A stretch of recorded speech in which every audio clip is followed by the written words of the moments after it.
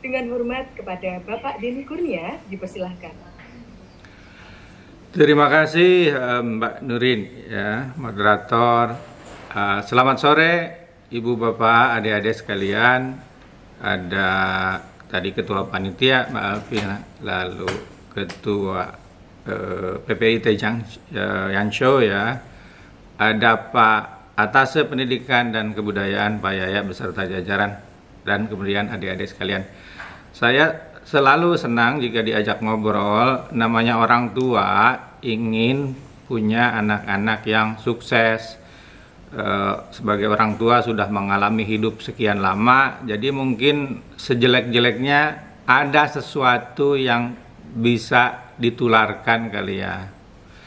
Nah, Hari Pendidikan Nasional itu kelebihan kita Indonesia ya, belum tentu negara lain punya. Tema motivasi meraih mimpi ya sangat bagus. Kemudian saya terpikir juga, hati-hati mimpi apa yang kita pikirkan ya. Sebetulnya kisi-kisinya sudah bagus. Kita sebagai negara jangan lupa di pesan mukadimah Undang-Undang Dasar, misalkan alinea 4 jelas dalam rangka memajukan kesejahteraan umum, itu pesannya ya. Maka kita mencerdaskan kehidupan bangsa ya. Jadi bangsa yang hidupnya cerdas, itu kan konotasinya berarti pendidikan.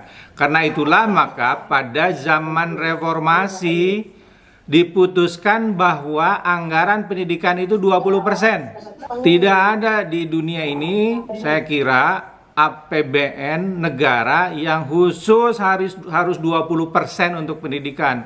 Kurang apa lagi kita? Nah, kemudian pastikan bahwa mimpi kita di pendidikan itu adalah yang paling cocok gitu ya untuk pembangunan bangsa, untuk mengejar alinea 2 Undang-Undang Dasar 45, yaitu Indonesia yang bersatu, berdaulat, adil dan makmur, itu ya.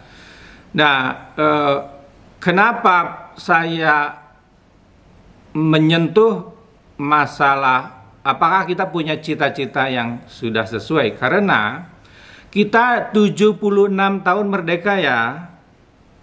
Lalu kemudian tempo hari saya ngelihat ranking daftar negara-negara pintar. Mohon maaf Pak Yaya, kok kita nggak ada di situ ya? Di dalam list itu yang saya baca 20 gitu ya. 76 tahun loh Indonesia merdeka. Kita tahu misalkan Korea, katakanlah secara kesejahteraan ya, dan level pembangunan materi ya lebih tinggi. Lalu kemudian Tiongkok, Singapura, Korea, Taiwan dan sebagainya, bahkan India.